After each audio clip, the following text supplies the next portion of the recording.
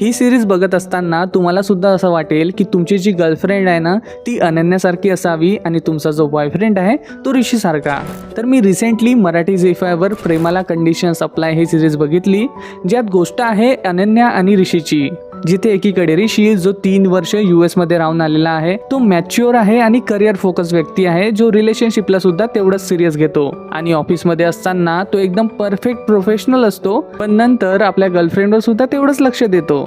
तर दुसरीकडे आहे अनन्या, जी की एकदम क्यूट, चुलबुली आणि फुल ऑफ लाईफ एन्जॉय करणारी आहे, पण ती तेवढी स्ट्रॉंग सुद्धा आहे, जी की वेळ आल्यावर स्वतःसाठी आणि दुसऱ्यासाठी सुद्धा स्टँड घेते आणि ही तिची एकदम चांगली गोष्ट आहे। आणि मग जेव्हा हे दोघे प्रेमात पडतात आणि चुकून एकाच ऑफिस मध्ये असतात जिथे असते नो डेटिंग पॉलिसी, तेव्हा हे लोक त्या सिच्युएशनला कशा प्रकारे हँडल करतात हे बघायला फार इंटरेस्टिंग वाटतं।